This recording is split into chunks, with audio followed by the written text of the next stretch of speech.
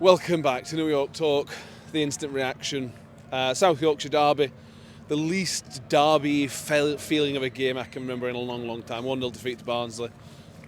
Two terribly awful teams, Mick. One slightly less worse than the other. Yeah, probably sums it up, doesn't it? Two really awful sides. Dreadful game. Fair result, I think. Just about. Yeah. They were really nervous to start with. We didn't capitalise on that at all. We did for about 30 seconds in first half, and then we kind of lost interest again. Just a poor game all round, really. Very little quality on show, if any. Yeah, I don't know. It's one of those games where I don't even know where to start or what to say and everything else. The formation was a weird formation of kind of a 5-2-3 sort of. Yeah. Which left us very, very weak in the midfield. Which kind of showed out. They dominated the midfield. Again, they're not a very good team, and Barnsley fans will admit this, have admitted it over the last week, 7 days, or whatever it is. They're not a very good team, but they completely dominated the ball. And even when we're 1-0 down, chasing at 98th minute, still nothing about. There's no urgency. There's no press. There's nothing about this team at the minute. Just nothing. I'm struggling to find anything to say, if I'm honest with you. Genuinely, I am. I mean, you're right. I think we played 2 in midfield in first half. Yeah. That's how it felt. And we just bypassed it anyway. So they really didn't need to be there either, quite frankly. No. Because Barnsley did very little with the ball when they got it. And they weren't threatening at all. And I suppose on the balance of the game, for it to be won by a penalty is probably about a fair reflection of the game itself. Yeah. I'm amazed they only got 1 penalty. They should have had. They got 3 nailed-on penalties that the referee had. Either of the other 2 that weren't given the handball in the second half and the body slam to the ground in first half, why they weren't given, I don't know. I think the first one in the first half, the referee bottled it because it would have been a red card as well. Oh, the James one? Yeah, the James one. That was a clear penalty. And then the handball, either linesman's not seen that. I mean, it was almost basketball type style, wasn't it? From Zach Jules. Yeah. Dylan Phillips is absolutely to blame for that. That was his ball all the way, and he didn't come for it. But thankfully we got away with it. Yeah. Otherwise it'd have been 3-0. So yeah. Yeah, it would. There was a substitution at half time, which I think is worth mentioning. I think it is. Hugill. Again, we've criticised Hugill a lot, and we stand by everything we've said, etc., etc. But I thought Hugill was quite good in the first half. Yeah, he was. I thought he gave us a focal point. He gave us an option to go long, and when it did go long, he didn't necessarily hold it up. But I think his flick-ons were really, really good. He obviously missed that embarrassing sitter. Yeah. But to see him pulled at half time, assuming he's not injured, I think that was a baffling decision because Green didn't touch ball till about 80th minute. Let's assume he's not injured. If he's injured, that's fine. You can't argue with that. He didn't look injured. No. Maybe he is. If he's not injured, for me, that's a typical Evans and Rayner paddy because he's missed the sitter. And that, for me, just sums up the management style, if that's the case. If there's no injury, he's missed the sitter, so we've thrown a paddy and we've taken him off. Yeah. That kind of sums up their style for me. Such as they've got a style, because certainly they ain't got a style of football.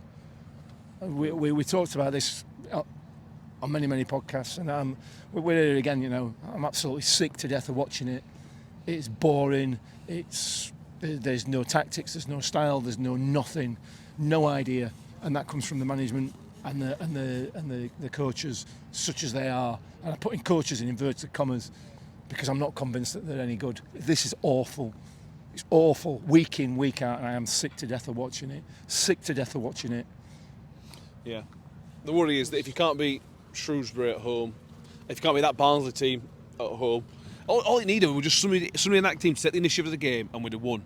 If you're not beating those teams, or even being slightly the better team than them, you can't where are the points coming from? It's all right saying take the game by the scruff of the neck, try and take the initiative, but the players are not in the right positions, the players are not moving, the system they're playing they don't really know. Is it 5 at back, is it 3 at back, is it 5 in midfield, is it 2 in midfield, 3 up front, 2 up front? Who knows? Nobody seems to know, and the players certainly don't seem to know. It's just, honestly, I said at the beginning of the season that he shouldn't have come back. I stand by it, and I feel that myself and other people who said a lot of other people who said the same thing are a bit justified in what they've said. This is not good enough. And yes, the players have to take some responsibility for this. Absolutely they do. But the manager and his assistant, both of them, will take no responsibility. We know they won't. They'll blame everybody else, the referee or whatever, and they won't shoulder any of the blame, publicly anyway. Yeah. It's not good enough. And next week, whoever it is we play next week, I forgot, I'm not really interested. The same thing will happen again, i.e. nothing. Yeah, there was, we should mention this, there was somebody in the main stand with an Evans out banner as the players walked around. It only got unfurled at full time. But that's the first time I've ever seen that at Rotherham United, ever, I think. I don't know if anyone else reported that I saw that, but yeah, there was an Evans out banner.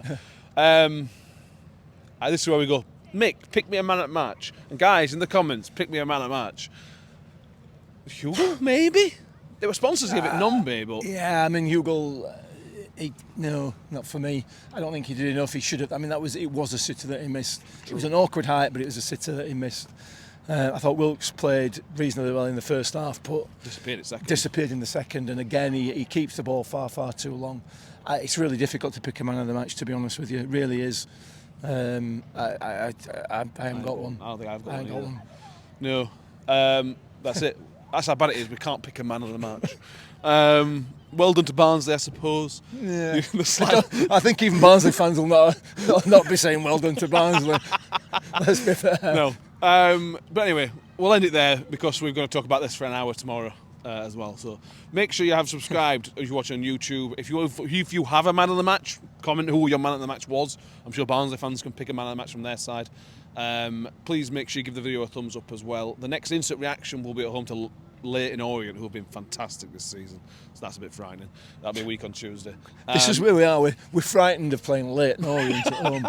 How far have we fallen? And that's no offence to Leyton Orient, genuinely. Yeah. Anyway, we will see everybody next time. Thank you to Simon as well for filming. To go check Simon's stuff out. We will see everybody next time, and as always, up the Millers.